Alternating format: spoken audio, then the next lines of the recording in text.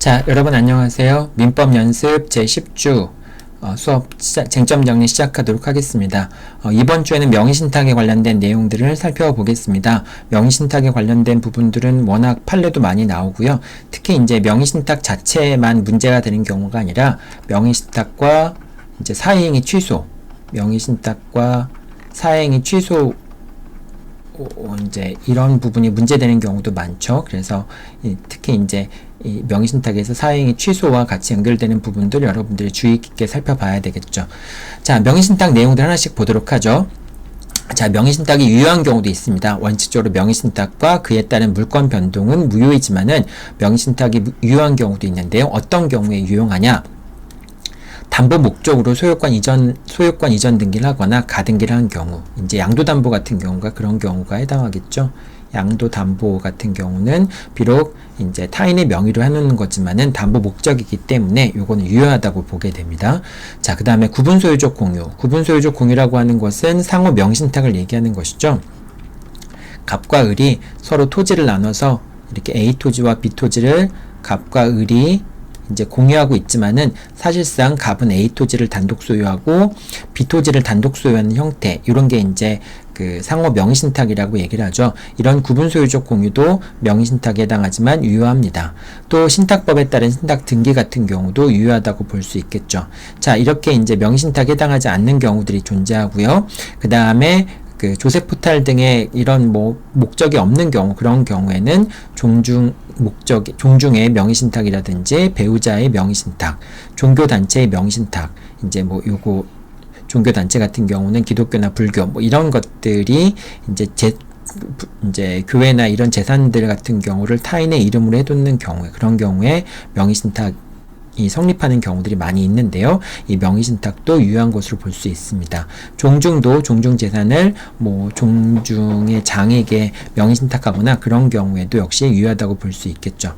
자, 이렇게 이제 명의신탁이 유효한 경우들에서는 명의신탁이 유효한 경우에는 명의신탁의 대내적 법률 관계에서는 신탁자가 소유자이고 수탁자가 점유자이게 되죠. 그리고 이 수탁자의 점유는 명의신탁에 근거해서 점유하는 경우에는 자주점유의 추정이 깨어지고요. 타주 점유가 인정된 것으로 볼 수가 있습니다.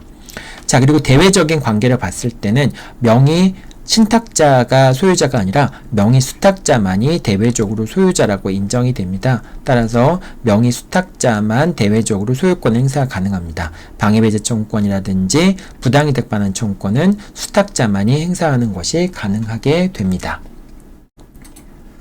자, 그리고 양자간 명의신탁부터 하나씩 보도록 하죠. 자, 양자간 명의신탁 같은 경우에는 이제 갑이 자기 부동산을 을한테 명의신탁 해놓는 경우가 되겠죠.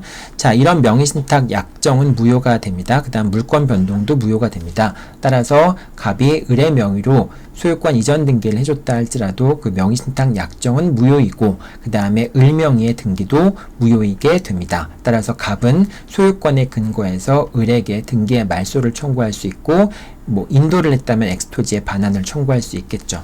자, 이 명의신탁 약정은 당연히 반사회 질서의 법률행위에 해당하는 건 아닙니다. 즉, 부동산 실명법에 위반한 모든 명의신탁이 당연히 반사회 질서의 법률행위에 해당하는 건 아닙니다. 자, 그렇기 때문에 이게 만약에 반사회 질서의 법률행위에 해당하게 되면은 갑이 을에게 X토지의 반환, 소유권 이전 등기의 말소나 X토지의 반환을 청구할 수 없게 되겠죠. 결과적으로 X토지는 을의 소유가 되겠죠. 이게 문제되는 경우들이 있습니다. 얼마 전에도 최근에도 이제 이 대법원이 반사회 질서의 법률행위에 해당하는가 여부에 대한 이제 심리를 진행하기도 했었는데요.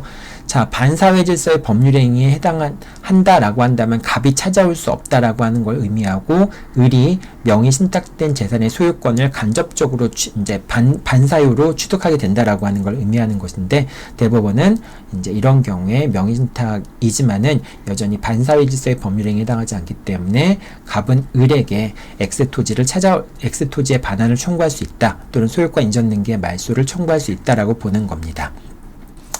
자, 이렇게 됐지만은 명의신탁 약정이 무효이고 을 명의의 소유권 이전 등기가 무효지만은 을로부터 이제 무효인 을의 등기를 기초로 해서 새로운 권리를 취득한 병, 제3자가 있을 경우에 뭐 예를 제3자라는 사람은 뭐 X 토지에 대해서 소유권을 취득한 사람이 될 수도 있고요. 또는 뭐 저당권을 취득한 사람일 수도 있겠죠. 소유권이나 저당권을 취득한 병 같은 경우에는 요 제3자 같은 경우에는 제3자의 경우에는 제3자가 선이냐 악이냐를 묻지 않고 선이더라도 악이더라도 보호가 된다라고 하는 겁니다. 그만큼 이제 당사자의 명의신탁의 법률관계로서 진정한 소유자를 보호하지 않겠다는 그런 취지가 들어있다고 볼 수 있겠죠.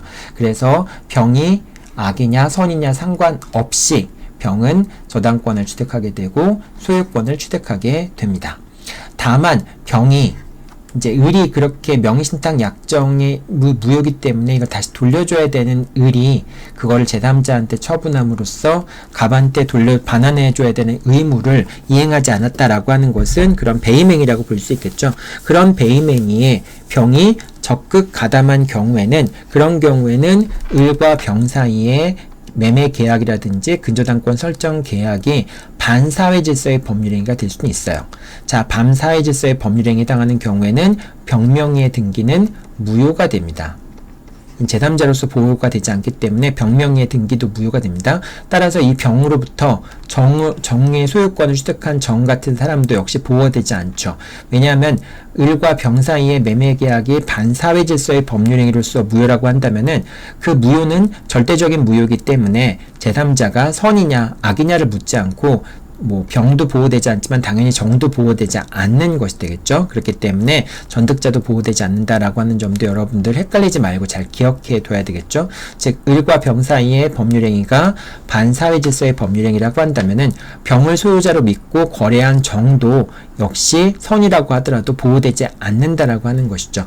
이제 상대적 무효, 즉 제3자를 보호한다라고 하는 규정이 있는 경우에만 제3자가 보호가 되는데 반사회질서의 법률행위 같은 경우에는 제3자를 보호하지 않죠. 자, 그렇기 때문에 이런 경우에는 정도 보호되지 않는다라고 생각하면 되겠습니다.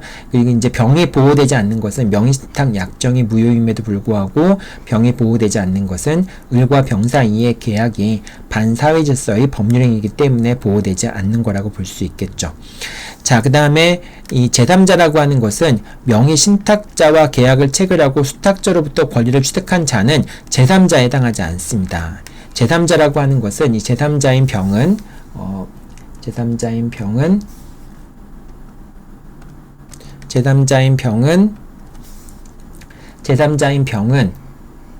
을이 소유자다라고 하는 것을 믿고, 즉 을이 명의신탁 계약에 의해서 소유자로 등기가 돼 있을 거 아니에요. 그래서 을이 소유자라는 걸 믿고 을로부터 소유권을 취득한, 그게 뭐 악이었든 아니었든 그런 사람이 제3자가 되는 것이고요. 병이 을과 계약을 체결해서 권리를 취득한 것이 아니라 병과 계약을 체결해서 다만 등기가 을의 명의로 돼 있으니까 을로부터 소유권 이전 등기를 받은 경우, 예를 들면 이렇게 되겠죠. 갑과 병이 매매 계약을 체결하면서 야, 이게 내 X토지는 사실은 을의 이름으로 돼 있지만은 내 토지다. 그러니까 내가 이걸 너한테 팔고 매매 대금을 지급하면은 내가 을한테 부탁해서 너한테 소유권 이전 등기가 이루어지도록 해줄게 라는 식으로 갑과 병 사이에 계약이 체결되었겠죠.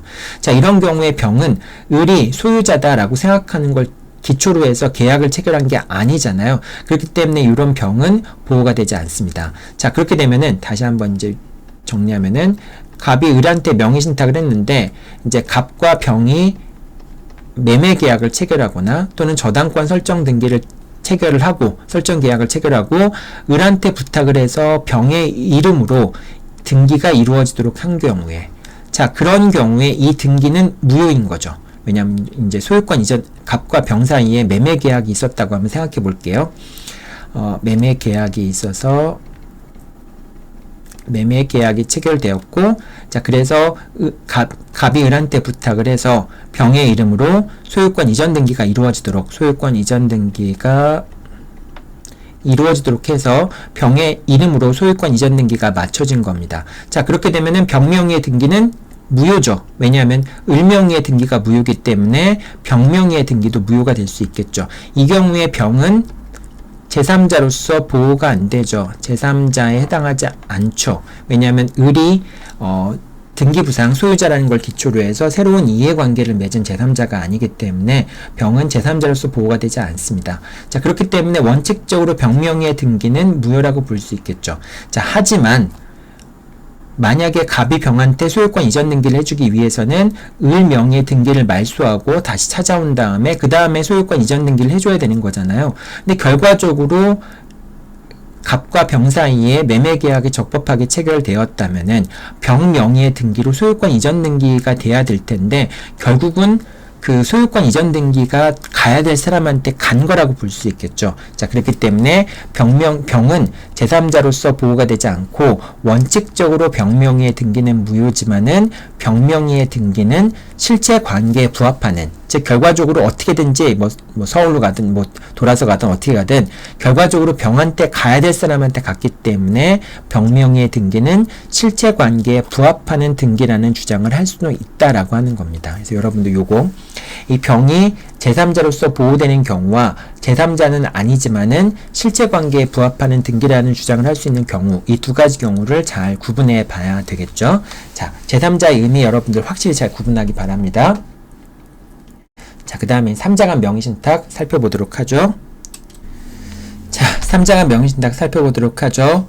3자간 명의신탁은 이제 갑과 병이 매매 계약을 체결하고 그 다음에 을이 이제 갑과 명의신탁 계약을 체결하면서 등기를 을 명의로 해주는 그런 형태의 명의신탁을 3자간 명의신탁이라고 얘기하죠. 매매 계약은 갑과 을 사이에 체결이 됩니다.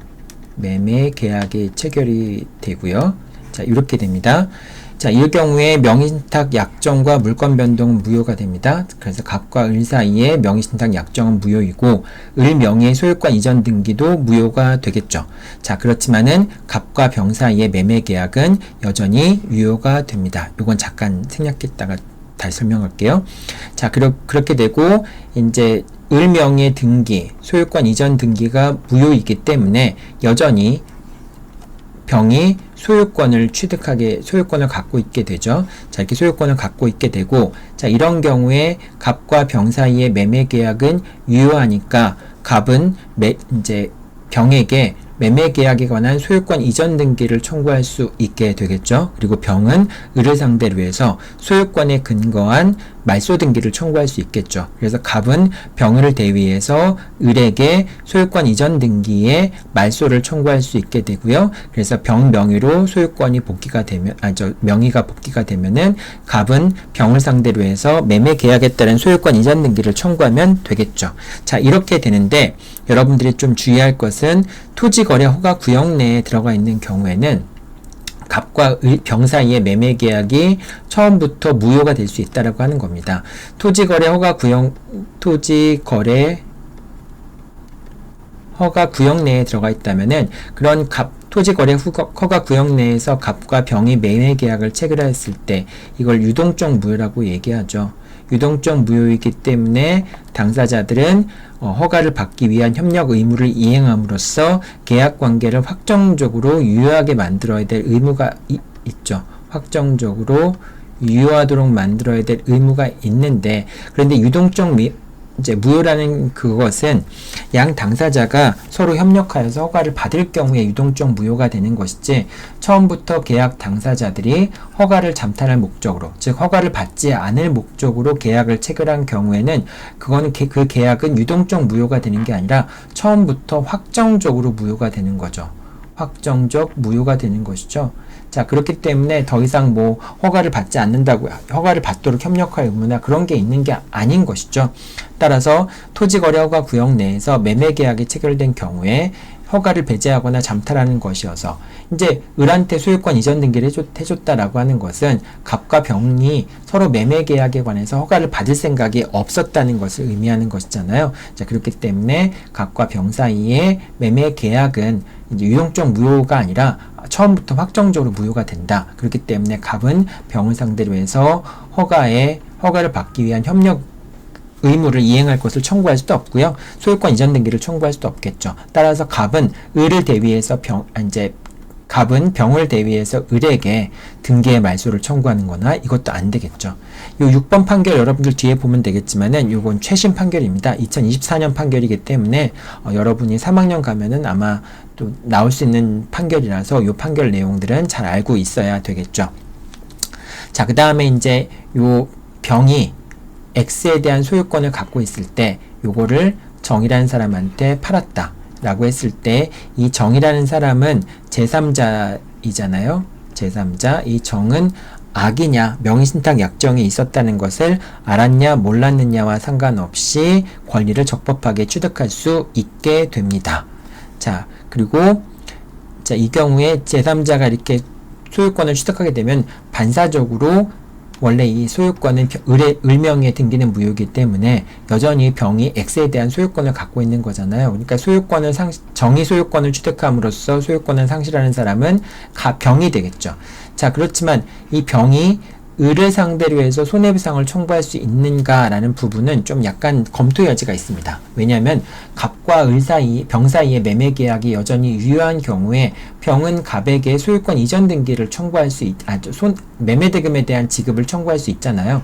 자, 그렇기 때문에 병한테는 X 토지에 대한 소유권을 상실한다고 하더라도 병은 갑에게 매매 대금을 청구할 수 있기 때문에 병에게는 손해가 없다라고 얘기할 수도 있겠죠. 따라서 이때 병이 을을 상대로 해서 손해배상을 청구할 수 있는가에 대해서는 견해가 대립된다라고 생각하면 되겠습니다.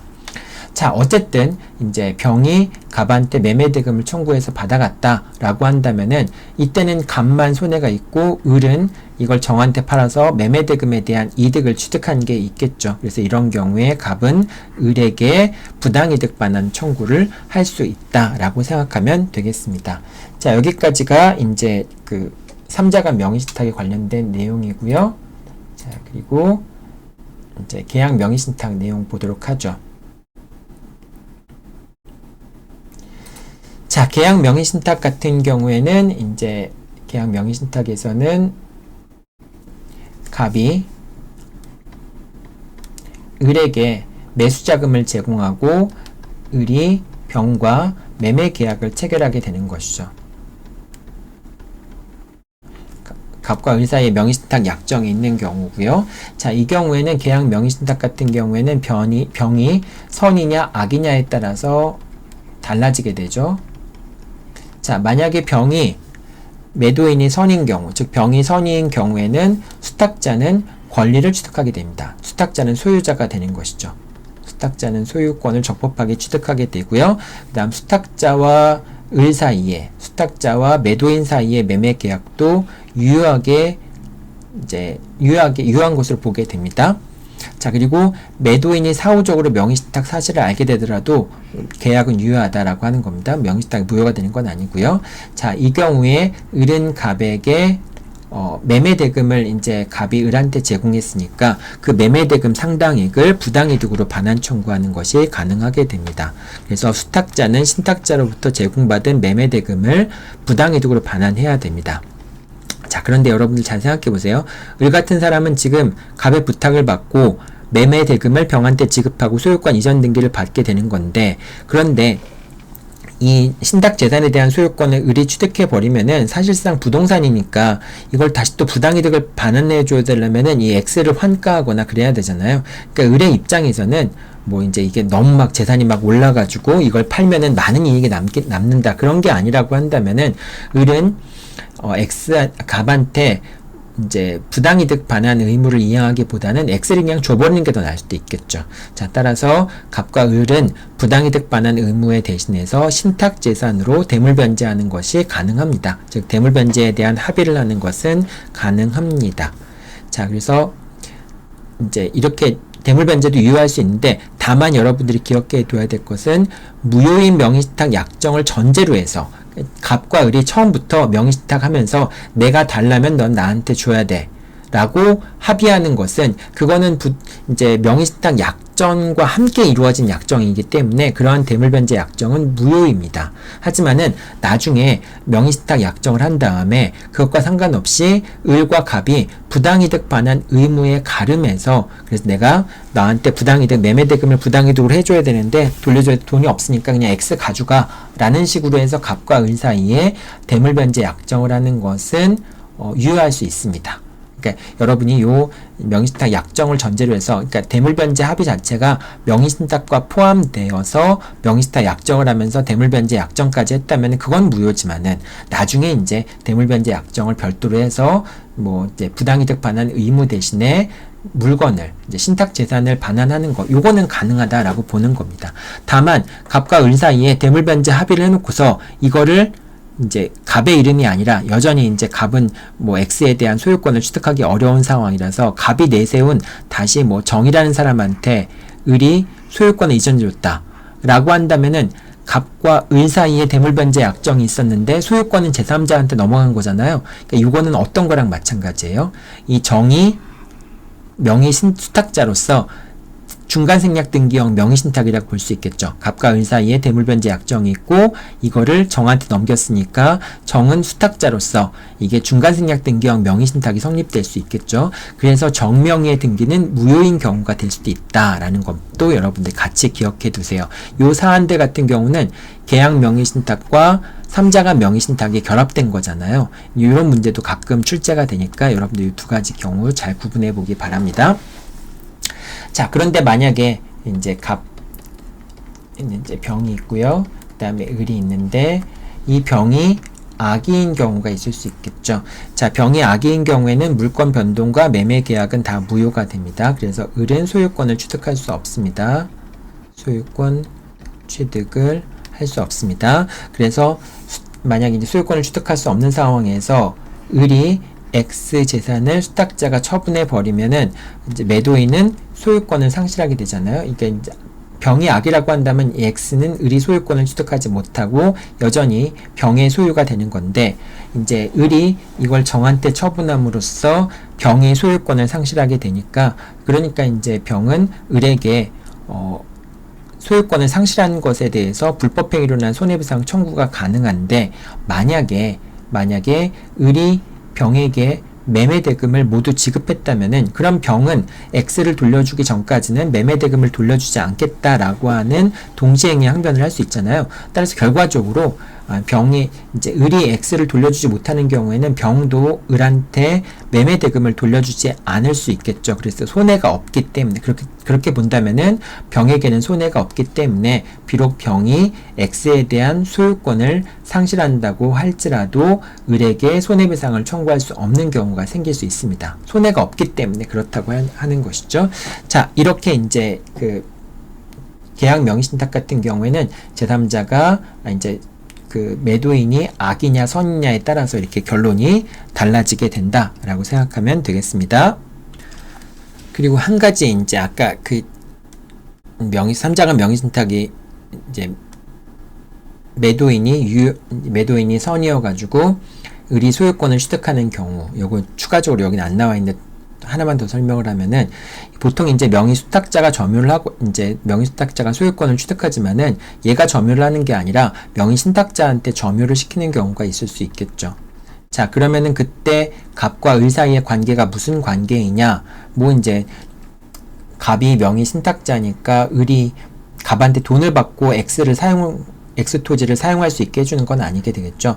따라서 소유자는 을인데 당사자들은 이제 부동산 실명법에 따른 법률 관계를 잘 모르기 때문에 을이 소유자이면서 갑에게 그냥 무상으로 X 토지를 사용하게 해주는 거라고 볼 수 있잖아요. 그렇기 때문에 갑과 을 사이에는 사용 대차 계약 관계가 성립될 수 있다라고 보는 겁니다. 당사자가 실제로 이걸 의도하진 않았겠지만은 을이 소유자이면서 대가를 받지 않고 갑이 점유 사용하도록 해준다면은 결과적으로 갑과 을 사이에는 사용 대차 관계가 성립된다라고 볼 수밖에 없겠죠. 따라서 이 사용 대차에 따른 비용 상환 청구권이라든지 이런 문제도 갑과 을 사이에 발생한다라고 생각하면 되겠습니다. 자, 여기까지가 계약 명의신탁까지 법리를 쭉 설명한 내용인데요. 다음은 이제 사행위와 관련해서 이제 이 내용들을 좀 살펴볼 필요가 있습니다. 명의신탁과 사행위가 결합되는 그런 경우들이 또 어려운 경우들에 해당하는 것이죠. 자, 일단 이제 여러분들 책임재산이 줄어들지 않냐라는 것에 따라서 이제 사행위가 성립하는지 여부를 판단을 해야 될 텐데요. 자, 양자간 명의신탁, 갑과 을의 명의신탁, X 토지인데요. 자, 이 X 토지가 을한테 신탁이 돼 있다면은 수탁자라고 한다면은 을이 수탁자라고 한다면은 요게 넘어가 있겠죠. 자, 그랬을 때 이 X가 을의 책임재산이냐, 갑의 책임재산이냐 여부가 문제가 될 수 있는데요. 자, 이제 신탁자가 제3자한테 저당권을 설정해 주었다. 제3자한테 저당권, 뭐 예를 들면 병한테 저당권을 설정해 주었다. 저당권을 설정해 주고 수탁자에게 부탁해서 제3자 이름으로 저당권을 설정해 준 경우에, 자, 이런 경우에는 지금 이 X 토지는 갑의 소유잖아요. 사실상 명의는 을의 명의가 돼 있지만은, 그래서 갑이 병한테 저당권을 설정해주고 을한테 부탁해서 을에서 병의 명의로 저당권 설정 등기가 이루어진 경우에 이것은 결국 갑의 채권자들에 대한 관계에서 갑의 책임재산 X에 대한 근저당권이 설정됨으로써 결과적으로 일반 채권자들의 채권에 복종하는 형태의 책임재산이, 공동재산이 줄어들게 되는 거라고 볼 수 있겠죠. 따라서 이런 경우에는 이제 갑의 채권자들은 갑이 병한테 저당권을 설정해 준 것을 사행위라고 주장할 수 있고요. 사행위 취소소송을 제기해서 병명의의 저당권의 등기를 말소할 수도 있게 됩니다. 물론 이제 이 당시에 소유자가 을이 병한테 설정해 준 거지만은 사행위를 취소하고 병명의의 등기를 말소하라 라고 하는 형태의 원상회복을 청구할 수가 있게 됩니다. 자, 그런데 수탁자의 채권자들이 X에 대해서 병에게 저당권을 설정해 준 것을, 즉 을이 병한테 저당권을 설정해 준 것을 사행위로 주장할 수 있느냐라는 게 문제가 될 수 있는데요. 지금 X 부동산은 명의신탁 약정이 무효이기 때문에 을의 소유가 아닌 것이죠. 대외적으로도 을의 소유가 아닌 것이죠. 그렇기 때문에 X는 을의 책임재산이 아니므로 비록 을이 병에게 저당권을 설정해 주었다 할지라도 이게 수탁자의 채권자들에 대한 관계에서 사행위에 해당하지는 않는다라고 생각하면 되겠습니다. 자, 여기서 양자간의 경우에는 이런 거고요. 자, 그 다음에 3자 간의 경우에 이제 또 어떻게 되는지 한번 보죠. 3자 간의 경우에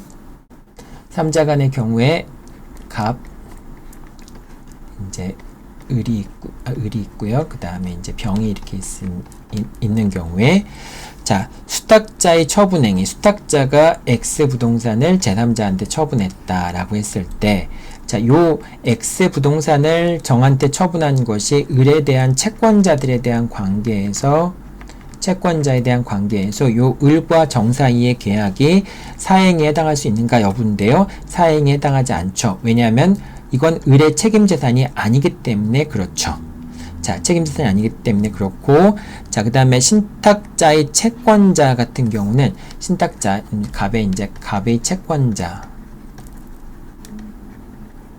갑의 채권자를 편의상 A라고 한번 해볼게요.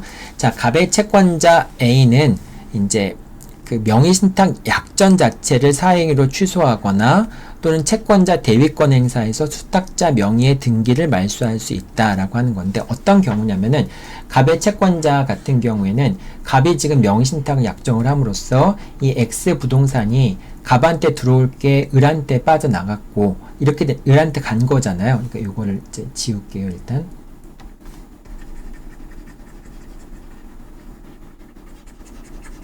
네, 이렇게 지우고 일단 을한테 빠져나간 거 아니겠습니까? 자, 그렇다면은 갑의 채권자들이 이 책임재산을 다시 갑의 이름으로 복귀시키는 방법에는 여러 가지 방법이 있는데, 첫 번째는 채권자 대위권을 활용하는 방법이 있어요. 즉, 갑은 병을 대위해서 을명의 등기가 무효니까 병을 대위할 때는 갑과 은 사이에 매매 계약이 유효하니까 갑은 매매 계약상의 소유권 이전 등기 청구권을 갖고 있죠. 그 권리를 피보전 권리로 해서 병이 을에 대해서 갖고 있는 말소 등기 청구권을 대위 권리로 해서 피보전 권리와 피대위 권리로 해서 채권자 대위권을 행사한 다음에 그래서 이제 을 명의의 등기를 말소하고 등기가 병 명의로 다시 복귀가 되면은 갑이 병을 상대로 해서 소유권 이전 등기를 청구할 수 있겠죠. 자, 이런 식으로 을이 X에 대한 소유권을 취득할 수 있으니까 갑의 채권자들은 다시 갑의 채권자로서의 그 채권을 피보전 권리로 해서 갑이 이렇게 행사할 수 있는 채권자 대위권을 다시 또 대위 행사하고 그리고 나서 병의 이름으로 돌아오게 되면은 갑의 채권자 A가 갑을 대위해서 또 소유권 이전 등기를 청구해서 X가 갑의 책임재산으로 귀속되도록 하는 방법이 있겠죠. 즉, 두 번의 채권자 대위권을 행사해서 결과적으로 X가 갑의 소유권으로 소유 재산이 돼서 책임 재산이 될 수 있도록 하는 방법이 한 가지가 있을 수 있고요. 즉, 대위에 의한 방법입니다. 자, 대위에 의한 방법이 있고요. 두 번째 방법은 사행의 취소인데요. 사행의 취소인데 지금 갑은 을과 명의신탁 약정을 체결함으로써 결과적으로 X 부동산에 대한 소유권을 넘겨받은 거잖아요. 그게 물론 무효이긴 하지만은, 그리고 갑과 을 사이의 명의신탁 약정이 무효이긴 하지만, 근데 그 명의신탁 약정의 기초에서 결과적으로 이 모든 일이 이루어졌기 때문에 갑의 채권자 A는 갑과 을 사이의 명의신탁 약정 자체를 사행위로 취소를 하는 겁니다. 사행위를 취소를 하고 그 다음에 원상회복의 방법으로 을 명의의 등기에 말소를 청구하는 거죠. 그럼 이제 결과적으로 이제 을 명의의 등기가 말소되면은 X는 병 명의로 돌아갈 거 아니에요. 그러면 이제 갑이 병한테 이제 소유권 이전 등기를 청구할 수 있으니까 A의 채권자들은 갑을 대위해서 병에게 X에 대한 소유권 이전 등기를 청구하라 라고 해서 결과적으로 X가 갑의 책임재산으로 들어오게 되는 그런 상황이 생기겠죠. 그럼 이제 A는 이 X에 대해서 강제 집행을 하면 되겠죠. 자, 이런 식으로 처리가 될 수 있습니다. 즉, 채권자 대위권의 방법으로 채권자 대위권의 방법으로 이 책임재산을 복귀하도록 하거나 또는 이제 그 명의신탁을 사행위로서 취소하는 방법으로 책임재산이 결국 X라는 책임재산이 갑한테 복귀되도록 하거나 이런 두 가지 방법을 사용할 수가 있습니다. 자, 그래서 여기는 첫 번째 방법은 사행위를 근거로 해서 저 명의신탁 약정을 취소하고 결과적으로 이렇게 해서 X 부동산의 명의를 병한테 복귀시키는 방법. 그 다음 두 번째 방법은 채권자 대위권에 의해서 을 명의 등기를 말소함으로써 다시 소유권을 병한테 귀속시키는 방법. 그리고 병한테 귀속된 소유권은 채권자가 다시 채권자 대위권을 행사한 다음에 그 다음에 소유권 이전 등기를 하도록 해서 이제 갑의 책임 재산으로 만들고 그걸 이제 강제 집행하는 방법. 이 두 가지 방법이 다 사용 가능한 거죠. 자, 이 두 가지 방법이 다 사용 가능한 건데 이 두 가지 방법 중에서 첫 번째 대위의 방법을 사용할 때는 만약에 대위의 방법을 사용하는 경우에 만약에 을이 이 X 부동산을 정한테 처분했다라고 한번 생각해 보세요. 그럼 정은 선이냐 악이냐를 묻지 않고 소유권을 취득하게 되잖아요. 그러니까 만약에 채권자 대위권 행사 방법을 쓰는 경우에는 이제 채권자가 갑을 대위해서 병을 대위해서 병이 을에 대한 소유권 이전 등기 말소 등기 청구권을 대위 행사해야 되는데, 그런데 지금 정이 소유권을 취득해 버리면은 병이 을과 정을 상대로 해서 말소 등기를 청구할 수 없게 되겠죠. 왜냐하면 정은 선인지 악인지 여부를 불문하고 반사회 질서의 법률 행위에 해당하지 않는다면은 소유권을 취득하기 때문에 병은 정을 상대로 해서 등기의 말소를 을과 정을 상대로 해서 등기의 말소를 청구할 수 없게 됩니다. 그렇기 때문에 이제 결국 제3자가 있는 경우에는 안 되지만은, 근데 사행위 취소의 방법에 따른다면은, 그러면은 이제 갑의 채권자들인 A가 을과 정을 상대로 해서 을은 수익자가 되는 것이고 그 다음에 정은 전득자가 되는 거죠. 전득자가 되는 걸 기초로 해가지고 갑과 을 사이의 명의신탁 약정을 취소하면서 원상회복의 방법으로 을과 정을 상대로 해서 원상회복을 청구하는 방법으로 책임재산을 복귀시킬 수도 있겠죠. 자, 이 경우에 전득자는 사행이라고 하는 것을 알게 되면은 악이라고 한다면은 결과적으로 이 사람한테 사행의 취소 효력을 주장할 수 있잖아요. 그러니까 명의신탁에서는 정이 악이냐 선이냐 상관없이 보호되기 때문에 채권자 대위권을 행사하는 방법에는 한계가 있지만은 사행의 취소를 하는 경우에는 을과 전득자인 정을 상대로 해서 사행 갑과 을 사이의 명의신탁의 취소와 그 다음에 원상회복을 청구하는 방법으로 을과 정의 명의를 동시에 지워버릴 수가 있겠죠. 그러면 이제 등기 명의는 병한테 복귀가 되겠죠. 이런 방법으로 책임재산을 결과적으로 이제 갑한테 귀속시켜서 강제 집행을 할 수 있기 때문에 사행의 취소의 방법을 활용하면은 조금 더 전득자가 있는 경우에 확실히 책임재산을 확보할 수 있는 상황이 되는 것이죠. 자, 이렇게 3자간 명의신탁에 이렇게 이제 그 사행위가 언제 성립하느냐 여부를 살펴봤고요. 자, 그 다음에 계약 명의신탁의 경우도 한번 살펴볼게요. 자, 계약 명의신탁의 경우에도 계약 명의신탁의 경우에 이제 계약 명의신탁은 이렇게 되는 거죠. 갑이 있고 그 다음에 병이 있고요. 그 다음에 을이 있고 이렇게 이제 계약이 체결되는 것이죠.